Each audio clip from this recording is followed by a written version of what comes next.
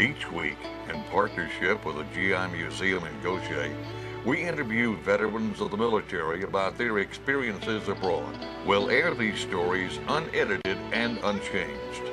These heroes were there on the front lines and lived through unspeakable horrors to tell us their story. And now, we sit down with a true hero. Welcome to Local Heroes on WKFK TV 7. Last week we talked with Mr. Maurice Bell, and we're going to talk to him again today. But had it not been for those brave men on board the USS Indianapolis who delivered the components for the atomic bombs that were dropped on Hiroshima and Nagasaki, thereby preventing what the government estimated would be 750,000 casualties, 1 million men total. And the government produced these crosses, 750,000 of them, in anticipation of the 750 deaths that may happen in the 2 to 4 year invasion of the islands of Japan. The USS Indianapolis delivering those components allowed that war to end earlier and not subtract those generations from our nation, those great generations, had those million men been lost in the invasion. Welcome back to the show, Mr. Maurice Bell, USS Indianapolis. Now, Mr. Bell, in our last show, the torpedoes had hit the Indianapolis. You were in your bunk. Basically, you were very surprised, of course, that you heard an explosion. You told me earlier you thought maybe a boiler had blown up. Right. You get out of your bunk and all of a sudden there's another one that's like, uh-oh, maybe that's not a boiler blowing up. You get your clothes on after you get up off the deck, and then you make your way out of the after portion of the ship, which is where your bunk was. Right. Was it difficult for you to get out of the after portion? No, it wasn't. If I'd have been just a minute or so later, I probably wouldn't have made it out. But when I went out, it was very easy to get on up. And shortly after I got out, they sealed off those compartments back there with men still in it. And I was just lucky to get out just a short time before they actually sealed them off. And in the last show, you talked about getting up to the bathtub on the Indianapolis where there were 3 life jackets, 3 of the brand new life jackets. One man got one life jacket right out of your hand, and you got the second to the last one. That's right. And you went down a lifeline, and you were standing on the Port side shaft, something that sticks out of the hull where the shaft goes. Yeah. And you actually turned around and saw that the shaft was still turning. Yeah, the screw was still turning slow, and I jumped from there, and I estimated I was about 30 feet up in the air when I jumped. And my main concern right then was that someone or some debris or something would fall on me, but I'm very fortunate it didn't. Another man hit the water just as I popped back up. He hit the water just about 3 feet from me, and he was in the shower. He had just gotten off watch, and he was taking a shower, and he come out of the shower and right on over the side with no life jacket or anything on. And after the ship was completely gone, then he hung on to me for a pretty good while till we finally found some floating debris, and we found a net, a cork net that was floating. It was all wadded up, and he got on it, and he was one of the survivors, and his name was McVeigh, same name as our captain, Captain Charles Butler McVeigh III, and he was from Indiana. And I know after we got picked up years later, I've jumped just a fraction here. Next time I saw him was at our first survivors reunion 15 years after that happened. Because I had no idea where he was from, and I'd passed by his house many times in Lafayette, Indiana. He asked me if I got a medal for saving his life. I told him, no, was I supposed to? He said, well, I filled out all the papers and everything for it. I'm still waiting to hear from them on that. Okay. And When you got in the water, was there a lot of diesel fuel, fuel oil? the water was totally covered with the black fuel oil because the fuel tanks had erupted when the explosions, and of course I hit right in all that water, and I was in the water right up to my shoulders up here, and every breath would be pure fumes from that oil. Oh, you talk about sick. I've never been so sick in my life. All the other guys were the same way. And we'd start heaving. Well, just a little bit, nothing would come up. Well, your supper that you'd eaten the night before, it came on up. And there was nothing there to come up. And we'd heave, and finally we would quit. And you never knew, but just a little bit you'd start in again. And what I would do is take my knees, my arms around both knees, and pull them up into my chest just as hard as I could, and just roll in the water. And that's the only way I could make it. It was hurt so bad with nothing in your stomach, to come up. And we do that till it finally quit. We started gathering up debris, anything we could find floating in the water, and tie it together. And the group I was with, we couldn't see or hear anyone else. So we thought we was the only ones out there. There was turned out two large groups, and we was one of the larger groups. Started out probably 150 in the group. And we found 2 or 3 of those little donut life rafts. We tied them together, and we had some men that was wounded very bad. One man had his back broke. Some had the leg or arm or different things. Big cuts on them. And we put them in the life rafts. If we hadn't, none of them would have made it. The rest of us had to stay in the water. And just after daylight, somebody hollered, "Sharks!" Looked there, and sure enough, there was sharks all around us, big ones. And when they'd get up real close to us, we'd start splashing and hollering and kicking and making as much noise as we could, trying to scare them away. But we was told later on that was the wrong thing to do. Said that attracts the sharks more than it will scare them away. But we didn't know. And every morning, I stayed in the water 4 days and 5 nights, now with nothing to eat or drink.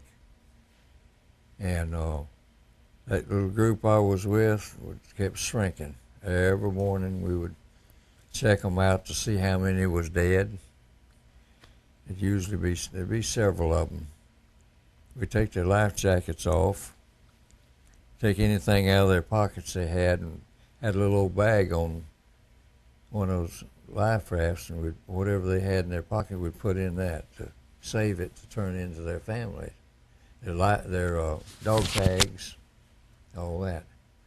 And then just take the life jackets and just turn them loose and let them go. Their head would go under about so far, and it'd float on off.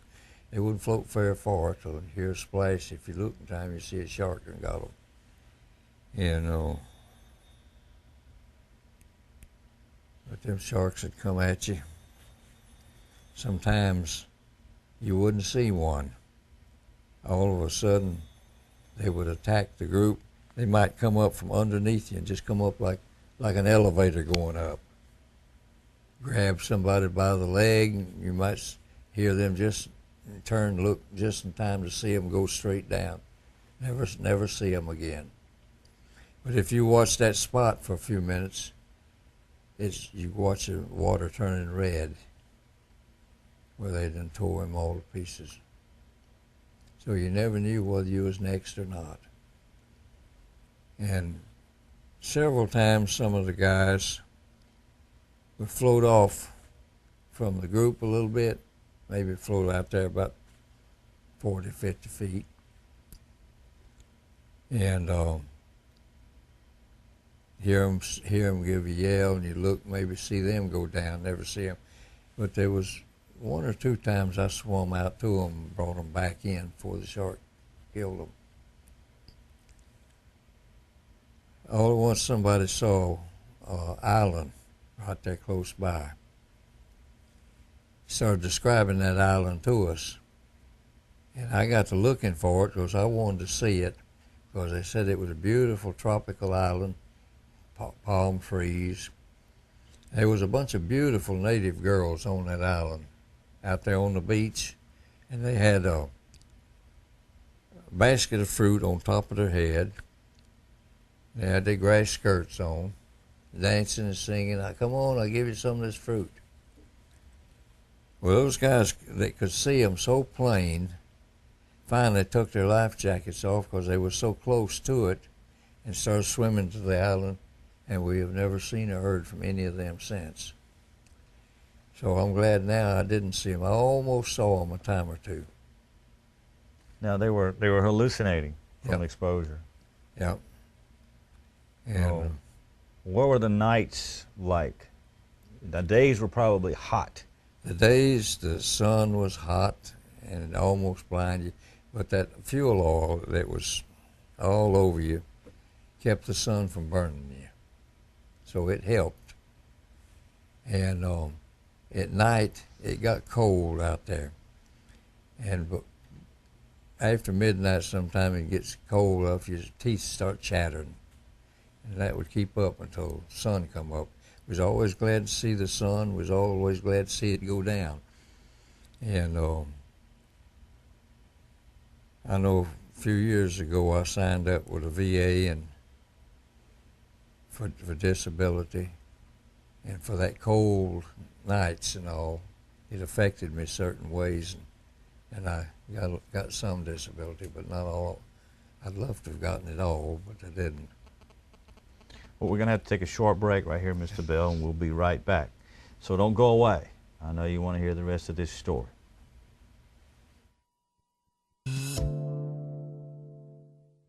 Welcome back to Local Heroes here on WKFK TV 7. We have the honor and the privilege of talking to Mr. Maurice Bell, survivor of the sinking of the USS Indianapolis. Mr. Bell, before we went to the last break, you were talking about being in the water and how cold the nights were and how hot the days were.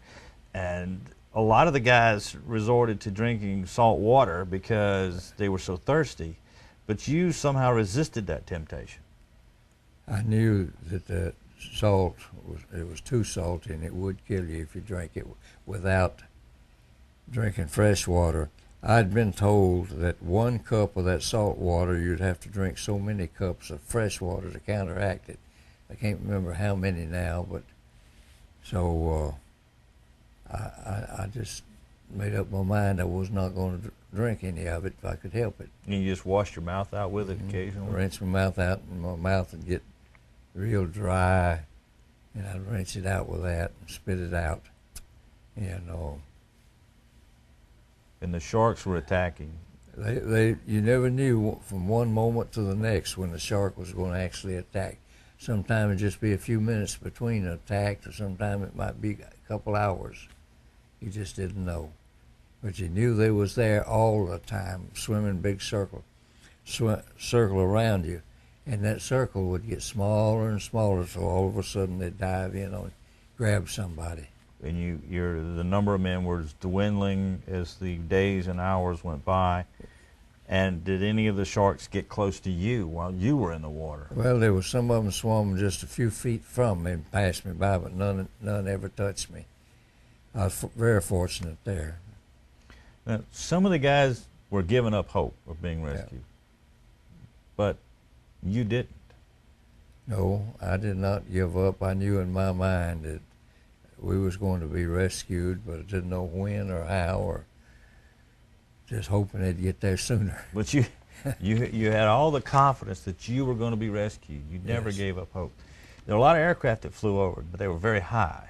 Yes. And did y'all see the aircraft? We could see the airplanes up there, but they looked like they wasn't but about 12 inches long. They're so high. So the airplane would go by, nothing would happen. That's right. But I'll tell you, that was a sad scene to watch one come over and then watch him disappear. And I think there was just 2 or 3 practically every day. And then Lieutenant Wilbur Gwynn flew over, and he was much lower, and he said his ambition was to sink an enemy submarine, and he was stationed on an island that we had taken over from the Japanese just months before. And he would fly out every day and searching anything he could find. And he was also testing a trailing antenna. This antenna was a cable they would let out. I don't know how long it was, but on the end of it was a big steel ball, so it would help hold it out straight. And it was having troubles with it, and it would get out there and start flopping around and beating against the side of the plane. So that morning they went out. He said they'd go about 100 miles out from that island. They went out about 100 miles, and they let that antenna out.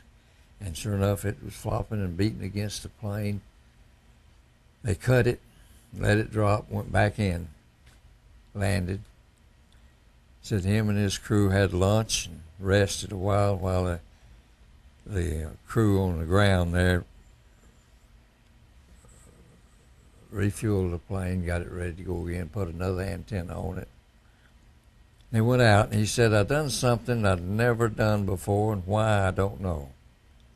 He said, "I told my co-pilots, let's go about 200 miles before we let it out." He said, "We'd never done that before." So we did. Got out there and they let it out, and it fouled up. They was trying to cut it loose for it not to hold the side of the plane.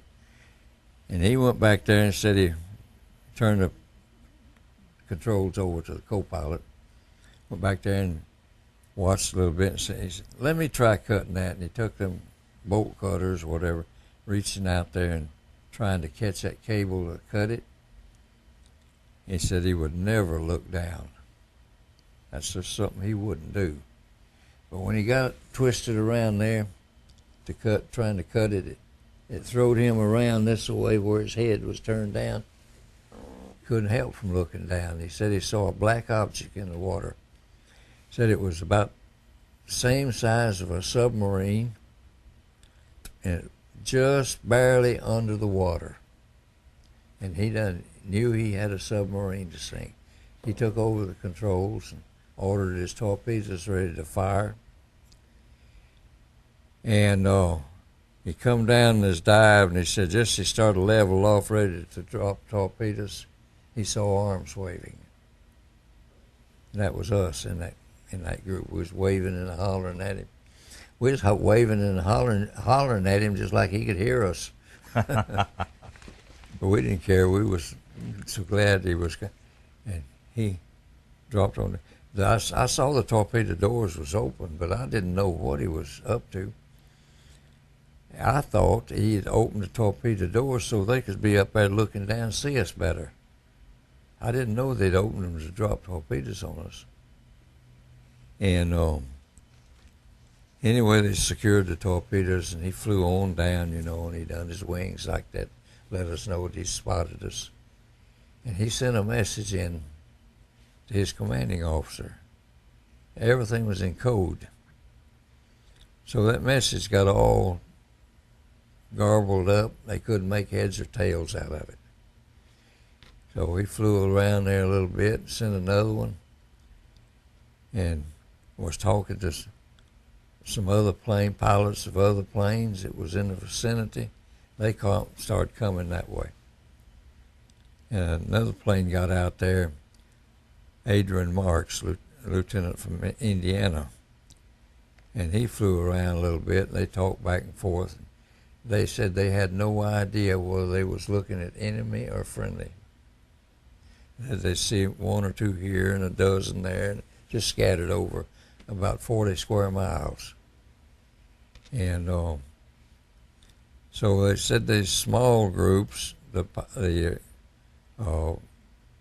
sharks was attacking them so much worse than it was the large groups. So he voted, his entire crew voted to land. He's in a seaplane. He's in a PBY. Yeah, I think so. And they landed, and the waves was running about 10 feet. He said he'd come down, he'd hit top one wave and up, just bouncing like that until they finally settled down. And done so much damage to his plane, he said he knew it would never fly again. So the other planes overhead was talking to him, and as he started taxiing around to pick up somebody, they would direct him so they wouldn't run over him. And he picked up 56 men out of the water. He was lashing them to the wings, wasn't he? Yeah, they filled the inside of the plane, gave them a little water to drink. They took them out on the wings, and they took a life jacket and ripped it up in strips and tied them on the wings so they wouldn't slide off. And then they put them on the pontoons till it was full. And then they had to ride it out till the ships got there about midnight that night. Started picking them up. Well, I saw him as he come down to land, and I never saw him again. It's so far away, several miles from where I was at. And, of course, we didn't know what was going on over there. And then one plane dropped a message to us and said, hang on, ships will be there about midnight. That was in the afternoon. So that night, I don't know what time it was, but anyway, we saw the lights from ships. It's supposed to be blackout, but they turned lights on anyway. That saved a lot of lives. That night, we could see a spotlight. Went up there and just going around and around. Well, that particular ship had 2 spotlights on it. And he put one on the bow and had it going back and forth because he's afraid he'd run over somebody because what he was hearing. And that light, we could tell it was getting closer and closer.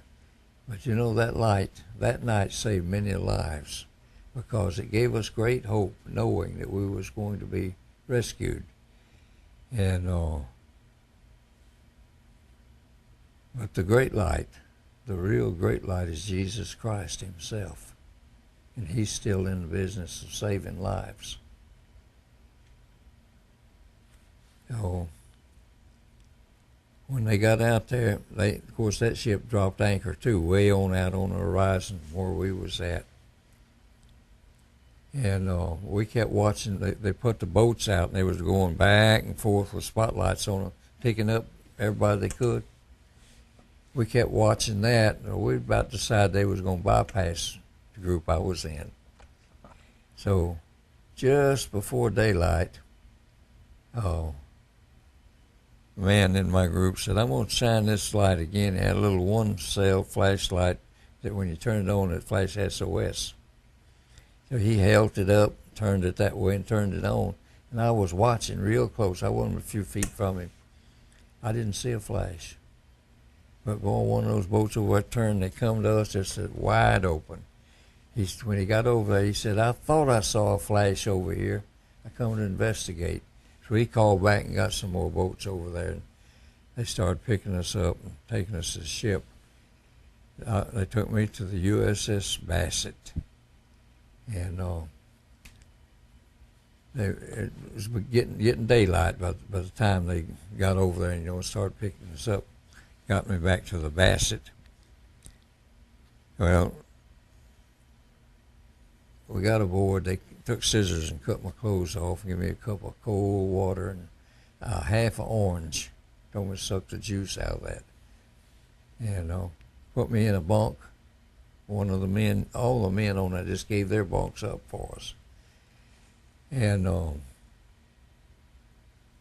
went to sleep. When I woke up, we was underway. I could feel the ship rocking. And one man took me to the head and started scrubbing me, trying to get that oil off of me. Well, he got most of it, but not all of it. And It was 2 or 3 weeks or longer after that. Every morning I'd wake up, there'd be big black spots of oil on my pillow where it run out of my ears. Mm. And but he took me then to the mess hall and set me down at the table. I couldn't stand up, much less walk. Set me down at the table and brought me a tray of food. You'd never guess what they brought. No. Fried fish. Oh, no. The cat, of course, I ate 2 bites of whatever or something off the tray, and it made me sick. I couldn't eat anymore. They learned in a hurry that they had to feed us baby food and fluids. We're going to have to end this show, but we're going to get you back again because we've got to hear the rest of the story. So please join us for the next Local Heroes, where we're going to be talking more with Mr. Maurice Bell, survivor of the sinking of the USS Indianapolis.